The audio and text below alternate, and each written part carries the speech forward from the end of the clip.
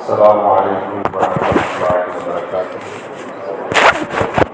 الحمد لله نحمده ونستعينه ونستغفره ونؤمن به ونتوكل عليه ونعوذ بالله من شرور أنفسنا ومن سيئات أعمالنا من يهده الله فلا مضل له ومن يضلل فلا هادي له ونشهد أن لا إله إلا الله وحده لا شريك له ونشهد أن محمدا عبده ورسوله أوصيكم وإياي أولا بتقوى الله.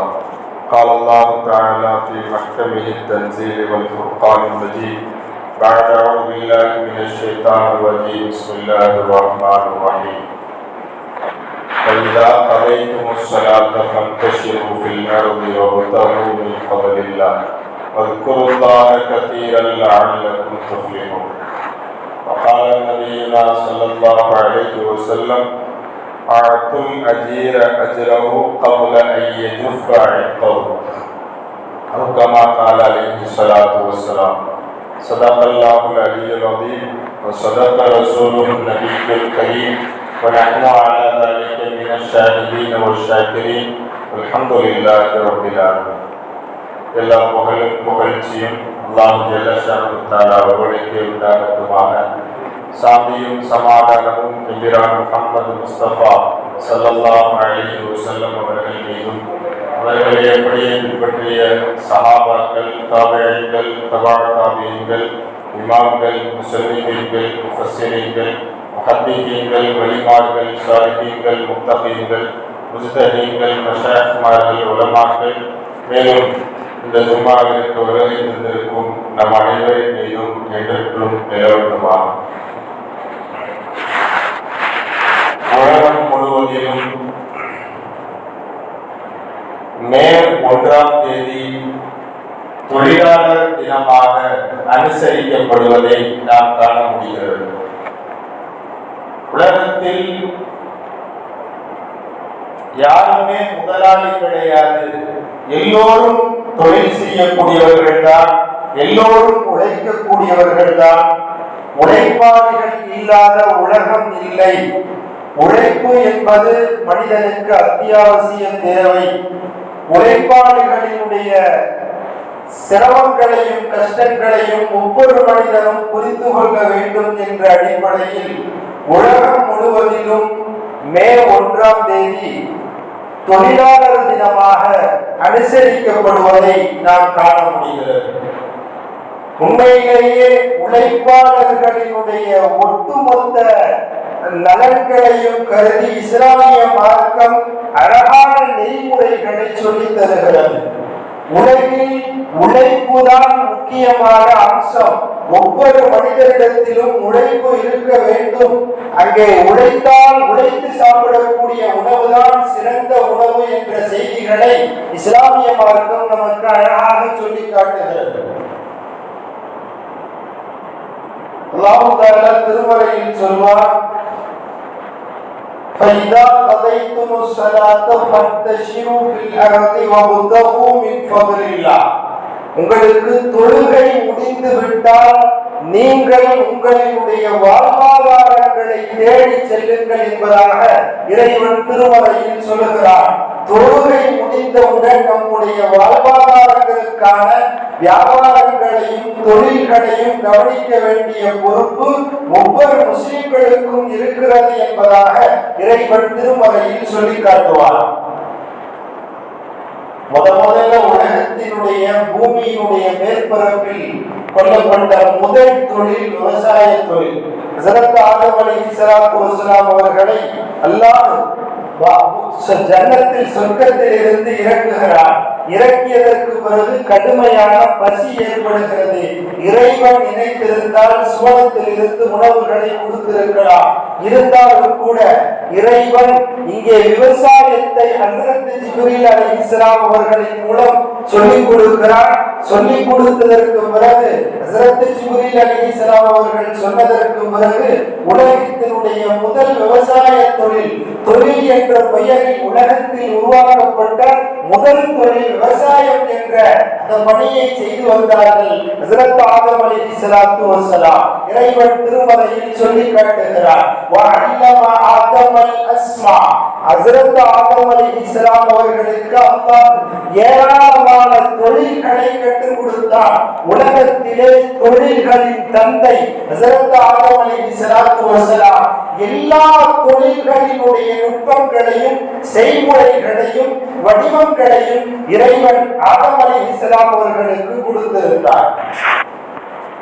அப்போ உழைப்பாளிகளினுடைய முக்கியத்துவங்களையும், உழைப்பாளிகளோடு நாம் பணியாளர்களோடு எப்படி நடந்து கொள்ள வேண்டும் என்ற செய்திகளையும் ஹதீஸ்களிலும் குர்ஆனிலும் அழகான முறையில் விவரிக்கப்பட்டிருக்கிறது.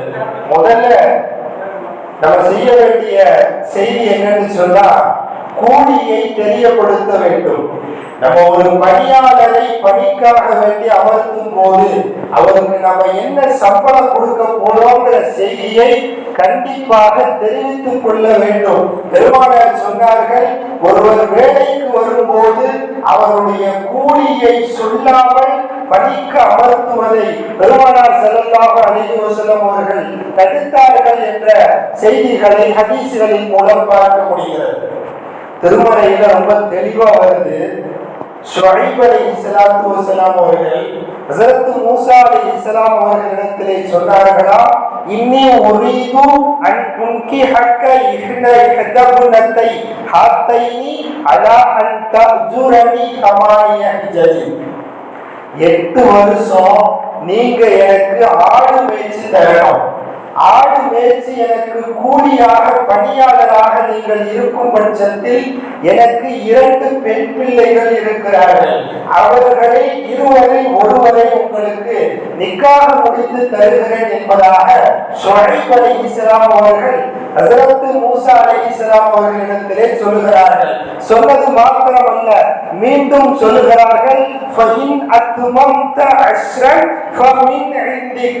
இருந்தாலும் கூட 10 வருடங்கள் எனக்கு வேலையாளாக பணியாளாக நீங்கள் வேலை செய்தால் இன்னும் கொஞ்சம் நான் சந்தோஷப்படுவேன் சொல்லி மூஸா அலைஹிஸ்ஸலாம் சொல்றாங்க.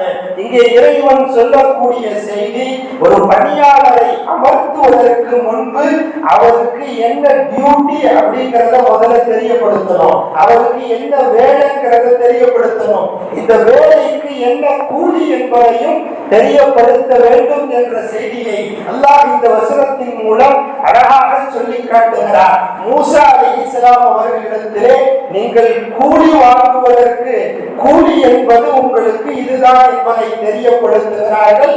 கூலி என்பது என்னுடைய மகனை தங்களுக்கு திருமணம் முடித்து தருகிறேன்.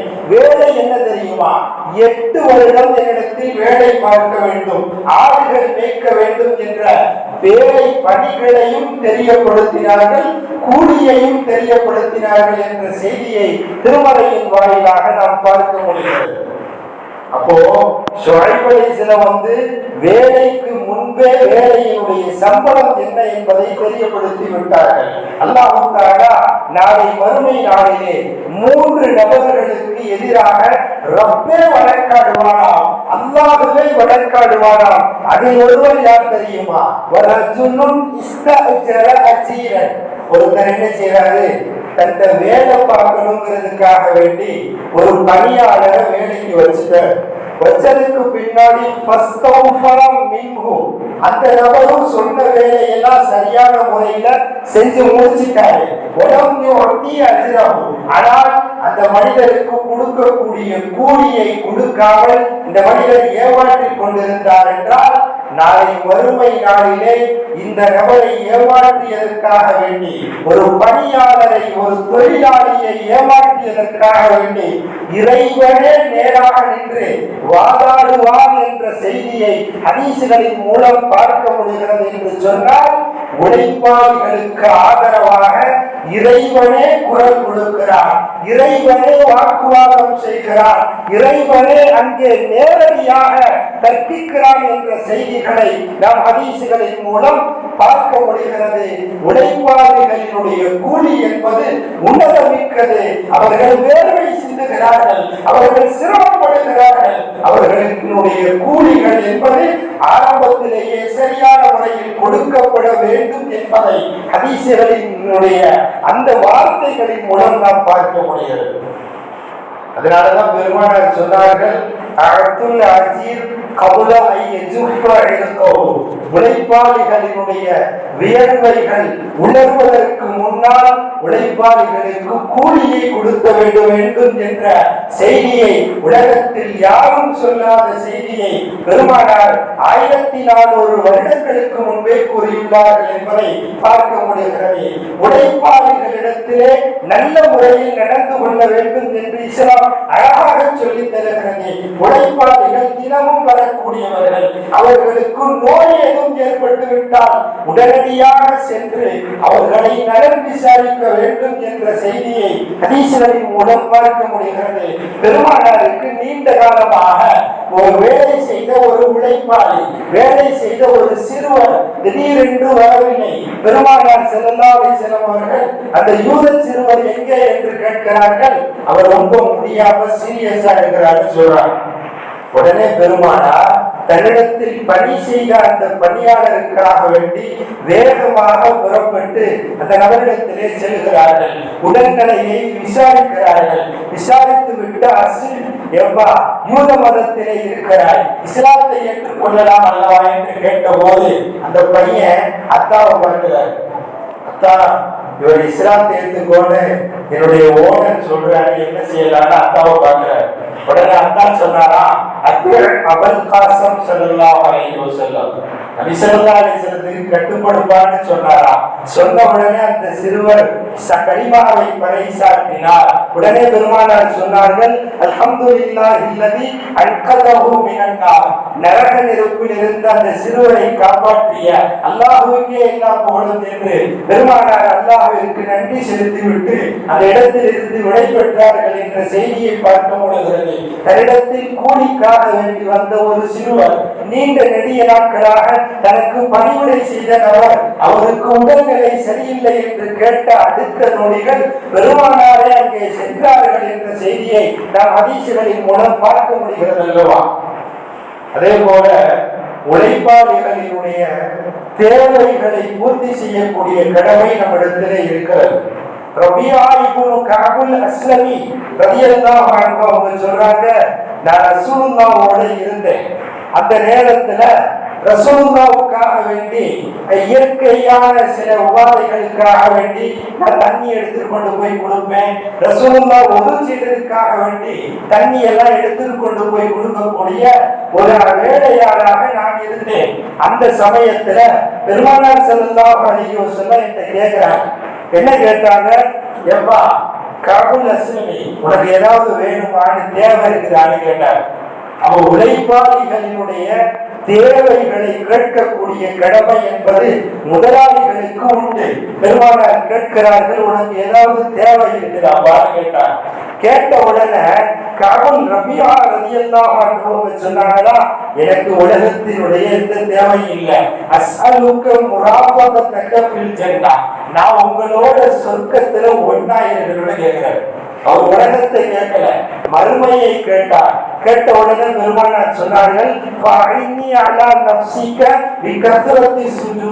அதிகமான சஜிதாக்கள் நீர் சிரமப்படைந்து கொண்டே இருந்தால், செய்து கொண்டே இருந்தால் என்னோடு சொர்க்கத்திலே இருக்கலாம் என்ற செய்தியை பெருமானார் சொல்லுகிறார்கள். இங்கே சொல்ல வரக்கூடிய செய்தி என்னவென்று சொன்னால், பணியாளர்களினுடைய தேவையை அறிந்து நாம் அவர்களினுடைய தேவையை பூர்த்தி செய்ய வேண்டும். இல்லை என்று சொன்னால் நாம் கேட்டு அவர்களினுடைய தேவைகளை கண்டிப்பாக பூர்த்தி செய்ய வேண்டும் என்ற செய்தியை பெருமானார் இந்த ஹதீஸ், இந்த நிகழ்வுகளின் மூலம் காட்டி தருகிறார்கள். அதே போல நம்மகிட்ட வேலைக்கு இருக்கிறாரு, மாடு மாதிரி உழைக்கிறாருங்கிறதுக்காக வேண்டி மாடு மாதிரி அவர் நடத்தக்கூடாது. அவரால் முடிந்த அளவிற்கான வேலைகளை தான் அந்த பணியாளருக்கு கொடுக்க வேண்டும். அவர்களுடைய சக்திக்கு மீறிய பணுவை அவரிடத்திலே கொடுத்து அந்த உழைப்பாளியை சிரமப்படுத்த கூடாது என்ற செய்தியை ஹதீஸிலே சொல்லப்படுகிறது. அவங்களால முடியாதுங்கிற வேலையெல்லாம் நீங்க கொடுக்காதீங்க. அப்படி ரொம்ப கஷ்டமான பருவான வேலையை நீங்க கொடுக்குறீங்கன்னு சொன்னா அவங்களுக்கு உதவி செய்யுங்க, உபத்திரம் செய்யக்கூடாது என்ற செய்தியை ஹதீஸ்களின் மூலம் பார்க்க முடிகிறது. ஒரு சமயம் ஹஸரத் உஸ்மான் ரலியல்லாஹு மிகப்பெரிய செல்வந்தர் அல்லவா, நடு இரவுல ஒது செய்யறதுக்காக வேண்டி தானே போய் கிணத்துல தண்ணியை எடுத்துக்கிட்டு வராரு.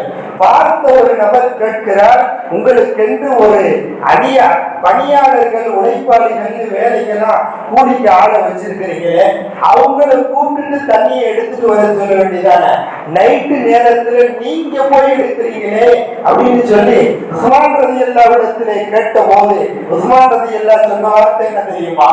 ஒரு மனுஷன் தானே, அவருக்கும் ஓய்வெல்லாம் வேணும் தானே, இரவு நேரத்தில் அவர் தூங்கிக்கிட்டு இருப்பார் அல்லவா, அந்த நேரத்திலே நான் அவரை தொந்தரவு செய்யக்கூடாது அல்லவா என்று ஹஸரத் உஸ்மான் ரலியல்லாஹு சொன்ன வார்த்தைகளை வரலாற்றின் வைர வரிகளாக பார்க்க முடிகிறது.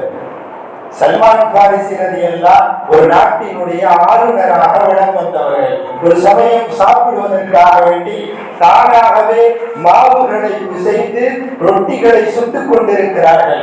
கூட இருந்த நபர் கேட்கிறார், உங்களை வேலைக்கு ஆள் வச்சிருக்கிறீங்களா, அவரை கூப்பிட்டு வச்சு வேலை செய்யலாம்ல, நீங்க கஷ்டப்பட்டு இருக்கிறீங்களேன்னு சொல்லும் போது அங்கே சல்மான் பாரிசி ரலியல்லாஹு சொன்னாங்களா, என்னுடைய வேலையான வேறொரு வேலைக்காண்டி அனுப்பியிருக்கிறேன், ஒரே நேரத்துல அவருக்கு 2-3 வேலைகளை கொடுத்து கஷ்டப்படுத்த கூடாது, அது நல்லதல்ல என்று சொன்னார்களா ஹஸரத் சல்மான் பாரிசி ரலியல்லாஹு தஆலா.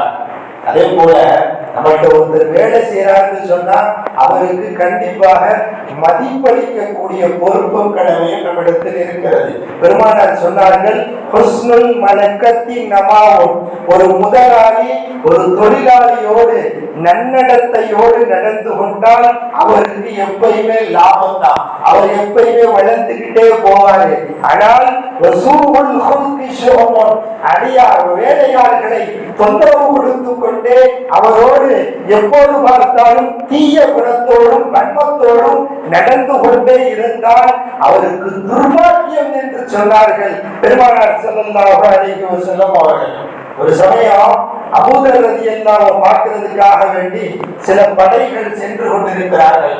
ரபதா என்ற இடத்துக்கு போயிட்டாங்க. போய் பார்த்தால் அபூதர் ரலியல்லாஹு ஒரு ட்ரெஸ் உடுத்திருக்கிறாங்க. அதே ட்ரெஸ் அடிமைக்கும் உடுத்திருக்கிறாங்க. தன்னுடைய வேலையாளுக்கும் அதே ஆடை, தானும் அதே ஆடையை அமர்ந்து வைத்திருக்கிறார்கள். அங்க இருந்து சில பேர்லாம் கேட்கிறாங்க, யா அபூதர் லவ் ஜமஅத பைனஹுமா கானத் உள்ளத்தன், ஏன் உங்க ட்ரெஸ் மாதிரியே அந்த நபருக்கும் உங்களுடைய உழைப்பாளிக்கும் ட்ரெஸ் வாங்கி கொடுத்திருக்கிறீங்க, அதையும் வாங்கி வச்சுக்கிட்டீங்கன்னா நீங்க புது ட்ரெஸ் நிறைய வச்சது மாதிரி ஆயிருமேன்னு அபூதர் ரலியல்லாஹு இடத்திலே சொன்ன போது அபூதர் ரலியல்லாஹு சொன்னாங்களா, நான் ரசூலுல்லாஹி ஸல்லல்லாஹு அலைஹி வஸல்லம் அவர்கள் சொல்வதை கேட்டிருக்கிறேன்,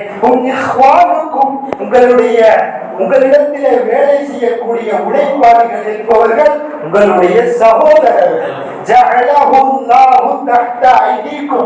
உங்களுக்கு கீழே அல்லாஹ் தஆலா அவங்களெல்லாம் ஆக்கி இருக்கிறான். நீங்க சாப்பிடுறத அவங்களுக்கும் கொடுங்க. நீங்க போடுற ட்ரெஸ் அவங்களுக்கும் கொடுங்க. அவங்களை ரொம்ப ஓவர் டேக் பண்ற மாதிரி கடுமையான வேலைகளை கொடுத்து நீங்கள் புரிந்து விடாதீர்கள். கடுமையான வேலைகள் நீங்கள் கொடுக்கும் பட்சத்தில் அவர்களுக்கு உதவி செய்யுங்க.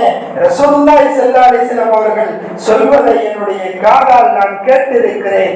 அதனால் தான் நான் உடுத்தக்கூடிய அதே உடையை என்னுடைய வேலையாளுக்கும் கொடுத்திருக்கிறேன் என்று சொன்னார்கள் ஹஸரத் அபூதர் ரலியல்லாஹு தஆலா.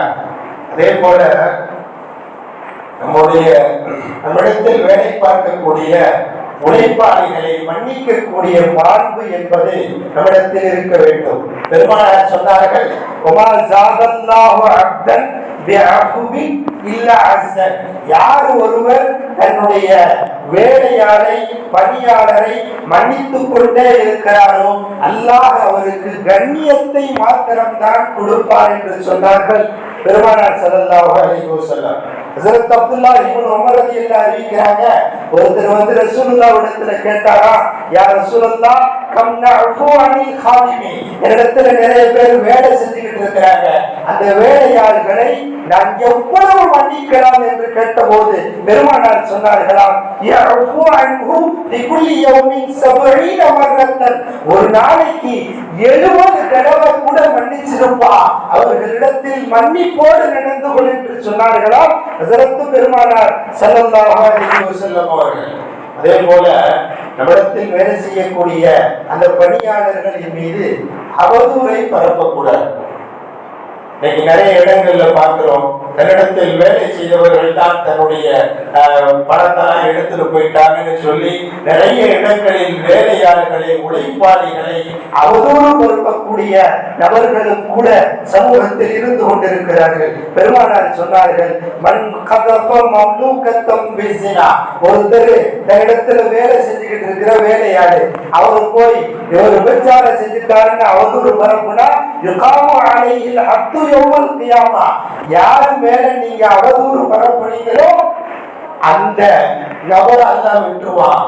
உங்களை நாளைக்கு மறுமை நாள்ல அல்லாஹ் தஆலா இந்த விபச்சாரத்திற்குரிய கசையடியை நாளை மறுமை நாளிலே வழங்குவார் என்று சொன்னார்கள்.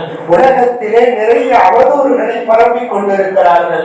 இந்த அவதூறுகளை பரப்பும் பட்சத்தில் நாளை மறுமை நாளிலே அதற்குரிய தண்டனைகளை அல்லாஹ் கொடுப்பான் என்ற செய்தியை பெருமானார் ஸல்லல்லாஹு அலைஹி வஸல்லம் அவர்கள் சொல்லி காட்டுகிறார்கள். ஹஜ்ரத் அனஸ் ரலியல்லாஹு தஆலா பெருமானாருக்கு 10 வருடங்கள் பணிவிடை செய்த உழைப்பாளி, 10 வருடங்கள் பணிவிடை செய்த நபர் ஹஜ்ரத் அனஸ் ரலியல்லாஹு அவங்க சொல்றாங்க, இந்த 10 வருடங்களில் பெருமானாருக்கு நான் நிறைய பணிவிடைகளை செய்திருக்கிறேன், நிறைய உழைத்திருக்கிறேன், இருந்தாலும் கூட ஒரு நாள் கூட அவர்களினுடைய நாவில் இருந்து சீ என்ற வார்த்தை கூட வந்ததில்லை.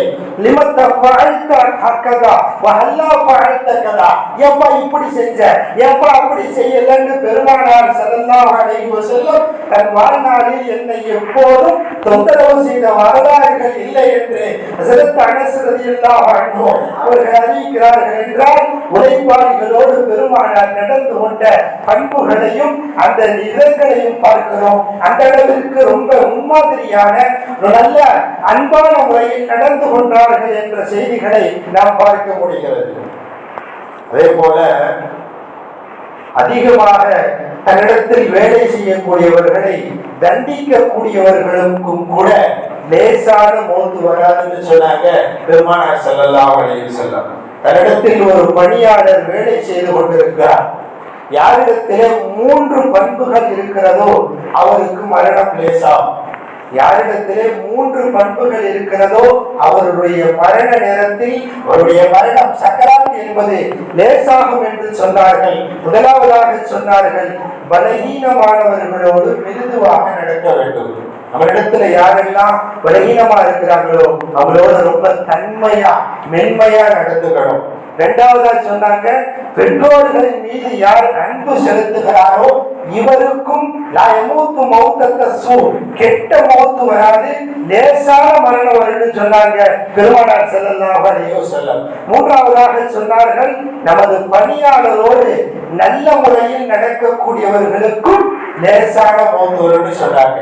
அப்ப இதுல இருந்து அப்படியே மாத்தி திருப்பி போடுங்க, யார் பணியாளர்களோடு நல்ல முறையில் நடந்து கொள்ளவில்லையோ அவருக்கு லேசான மௌத்து வராது என்ற செய்தியை நாம் இதிலிருந்து புரிந்து கொள்ள முடிகிறது. அது மட்டுமல்ல, இந்த 3 தன்மைகளும் இருந்தால் அல்லாஹ் தஆலா அவரை சொர்க்கத்திலே கொண்டு போய் சேர்ப்பான் என்று பெருமானார் ஸல்லல்லாஹு அலைஹி வஸல்லம் அவர்கள் சொன்னார்கள். பெருமானார் சொன்னார்கள், லா யதுகுலுல் ஜன்னத சய்யுல் மல்கா, தனது பணியாளரோடு மோசமாக நடந்து கொள்ளக்கூடிய முதலாளி கண்டிப்பாக சொர்க்கம் போக முடியாது என்று சொன்னார்கள் பெருமானார் ஸல்லல்லாஹு அலைஹி வஸல்லம் அவர்கள்.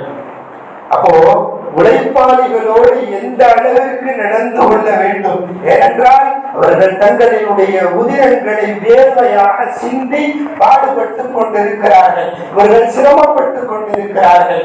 அவர்களை ஏமாற்றுவதோ, அவர்களை ஏற்றி பிழைப்பதோ, அவர்களுக்கு தண்டனை தருவதோ, அவர்களின் மீது அவதூறு பரப்புவதோ, அவர்களினுடைய கூலியை சரியான முறையில் கொடுக்காமல் இருப்பதோ, அவர்களை ஏமாற்றுவதோ, இது போன்ற எல்லா விஷயங்களையும் ஹதீஸ்களிலும் குர்ஆனிலும் பார்க்கும்போது கடுமையான கண்டனத்தை பதிவு செய்திருக்கிறார்கள். நபிகள் ஸல்லல்லாஹு அலைஹி வஸல்லம் அவர்கள் உழைப்பையும் இஸ்லாம் அங்கீகரிக்கிறது, வரவேற்கிறது. உழைப்பாளிகளையும் இஸ்லாம் அங்கீகரிக்கிறது, வரவேற்கிறது. ஒரு சமயம் ஜும்ஆவினுடைய தொழுகை முடிந்ததற்கு பிறகு எல்லோரும் புறப்பட்டு போய்விட்டார்கள். ஒரு சில நபர்கள் மாத்திரம் பள்ளிவாசலிலே அமர்ந்திருக்கிறார்கள். அப்போ உமர் ரலியல்லாஹு அன்ஹு, நீங்கெல்லாம் யாருப்பா பள்ளிவாசல் விட்டு போகாம உள்ளே உட்கார்ந்து இருக்கிறீங்களான்னு கேட்டாங்க.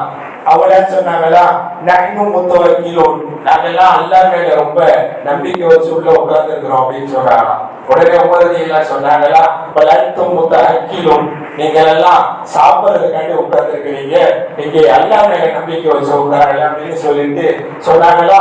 பள்ளிவாசலிலே உட்கார்ந்து கொண்டு அல்லாஹும் மர்சுக்குனி அல்லாஹும் மர்சுக்குனின்னு சொன்னா, ரப்பே எனக்கு வாழ்வாதாரத்தை கொடு, ரப்பே எனக்கு ரிஸ்க கொடுன்னா அல்லாஹ் கொடுத்துட மாட்டான். மாறாக என்ன சமா இல்லா தம்துரு ரஹபம் வலா பில்லா, வானத்திலிருந்து நீங்க கேட்ட உடனே அல்லாஹ் தங்க மலையையும் பொழிய வைக்க மாட்டான், வெள்ளி மலையையும் அல்லாஹ் தஆலா பொழிய வைக்க மாட்டான். அவசமியத்த கவுல் அல்லாஹ், அல்லாஹ் சொல்றது உங்களுக்கு தெரியாதான்னு சொல்லிட்டு பைதா கலைத்துமோ ஸலா ஃபன்தஷிரு ஃபில் அர்த், தொழுகை முடிஞ்சிருச்சுன்னா உங்களுடைய வியாபாரத்தை போய் பாருங்க, நீங்கள் ரிஸ்க் வாழ்வாதாரத்தை தேடி போங்கன்னு அல்லாஹ் தஆலா உழைப்பினுடைய மாண்பையும் இங்கே வலியுறுத்துகிறார் என்ற செய்தியை ஹஜ்ரத் உமர் ரலியல்லாஹு அன்ஹு அவர்கள் பதிவு செய்கிறார்கள்.